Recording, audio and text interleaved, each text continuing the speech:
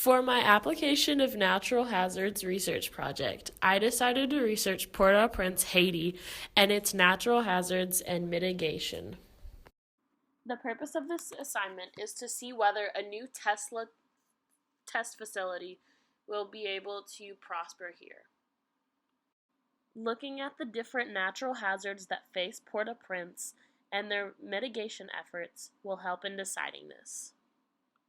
After research, I've found that the following hazards are the most prominent in Port-au-Prince: tectonics and earthquake hazards, hurricane hazards, flooding hazards, and coastal hazards. Along with these, I'm also going to talk about the mitigation efforts put into place to help in preventing these hazards. On the left, you'll see a map of Haiti that points out where Port-au-Prince is. Now, if you look to the map on the right, this shows you the affected families of natural disasters in 2007 in Haiti. Port-au-Prince had 50 to 100 in one area, all the way ranging to 1,000 to 150 affected families. The location of Port-au-Prince in Haiti plays into the fact that it receives a lot of natural disasters. You can see in this picture where the target is where the devastating earthquake was in 2010. It is very close to Port-au-Prince, which is a little to the right of that target. Port-au-Prince is located on a natural harbor and is an export center. This basically means that it is surrounded by water. It is also densely populated, with commercial districts near the water and residential districts in the hills towards the center of the country. You can see the residential district in this picture. The city's location has a lot to do with the natural hazards that affect it. Take, for example, plate tectonics. Port-au-Prince lies above the Caribbean and North American plates. These plates slide past one another in an east to west direction, which is called a strike-slip boundary. You can see the North American plate in the top right corner of this picture, and the Caribbean plate is highlighted in white. The yellow line drawn in between the two represents the strike-slip boundary. On January 12, 2010, a devastating 7.0 magnitude earthquake hit Haiti, especially in Port-au-Prince. This occurred due to the slippage along the two plate boundaries discussed in the last slide, the Caribbean and North American plates. This disaster killed an estimated 220,000 people, which is 1/3 of Haiti's population, and left 1.5 million homeless. This map shows the perceived shaking at different parts of Haiti.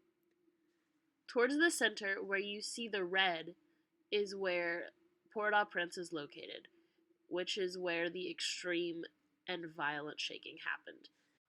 Here's a short video showing some of the devastation that this earthquake caused. January 2010, the deadliest disaster ever to hit the Americas, hit Port-au-Prince. Many people were killed. The city was devastated. The next natural hazard that I'd like to talk about are hurricanes. Hurricanes that impact Haiti make up 1/3 of the activity for the entire Atlantic basin just in one hurricane season. And even when they do not hit land, they still cause damage and deaths. For example, Hurricane Thomas caused 35 deaths without even touching land. Hurricanes have not always been as devastating as they are in Port-au-Prince. Bad hurricane history only dates back to around the 1980s. Why, you may ask? Deforestation is the main reason.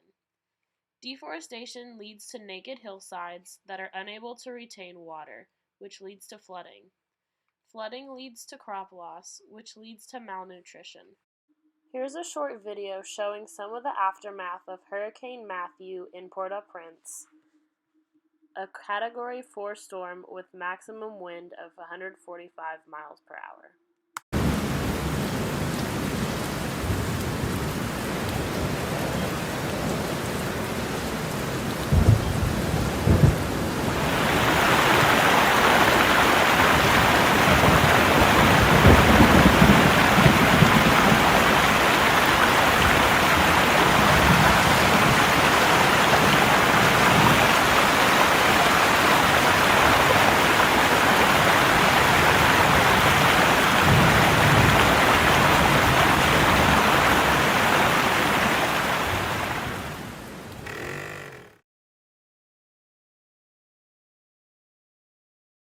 Why are hurricanes so detrimental in Port-au-Prince and Haiti altogether?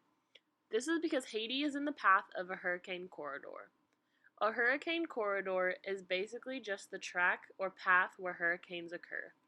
This video shows hurricane tracks that go through Haiti, as you can see by the white lines. This video shows all of the hurricane corridors that went through Haiti through the years 1900 to 2008.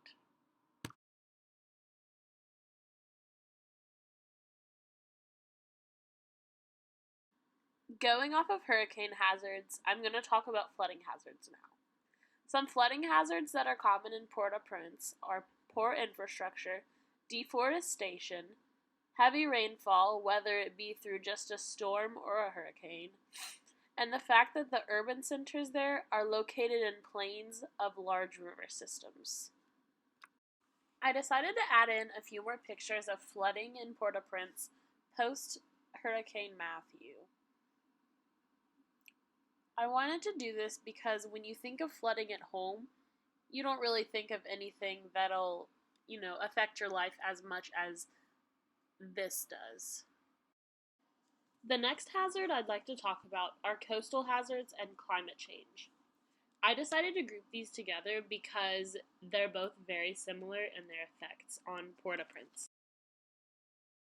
Haiti is the nation most at risk for rising sea levels and other impacts of climate change.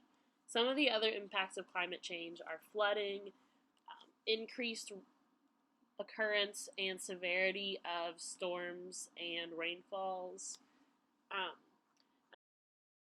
Some of the reasons that Haiti is the nation most at risk for impact of climate change is due to its high population density and unplanned urban growth, especially in the busy city of Port-au-Prince. And another reason is due to the combination of both physical exposure and socioeconomic conditions. By socioeconomic conditions, I'm referring to the fact that Haiti is the poorest country in the world, and physical exposure is referring to the fact that the city of Port-au-Prince is surrounded by water. I touched on some of the effects of climate change on Port-au-Prince in the last slide. Here are just a few more of the possible effects of climate change on this city. Water pollution. Increased severity and occurrence of storms and rainfall, like I mentioned before. Also, with more rainfall, there will be more flooding, which will lead to a loss of crops and a loss of food security. And also rising sea levels, which for Port-au-Prince is a really big deal since a lot of their income is from exports, since they are an export hub. Here are some of the more coastal concerns in Port-au-Prince. Since Port-au-Prince is an export center located on a natural harbor, if sea levels do rise, this may affect the shipping industry. The threat of a rising sea level in Port-au-Prince is very likely due to the fact that it is only a mile away from the coast. Not only could this affect the shipping industry, but also the tourist aspects of their economy as well. After looking at the main natural hazards that threaten Port-au-Prince, we can ask ourselves this question: what mitigation efforts are in place to help in preventing these disasters? Are there any? And if there are they working? When I was researching mitigation efforts Haiti has in place, specifically Port-au-Prince, it was disappointing. A combination of poverty, political and economic instability, violence, and lack of infrastructure are all causes for lack of preparedness in regards to natural hazards in Port-au-Prince and Haiti altogether. When I talk about poor infrastructure, I'm referring to the poor and compromised infrastructure all throughout the city and country due to the previously stated reasons such as economic, political, etc. To the right is a picture of an average subpar healthcare center in Haiti. This is just one example of poorly thought out infrastructure. along with sanitation efforts and evacuation shelters. Another thing that Haiti and Port-au-Prince could work on is preparing their citizens for what is to come.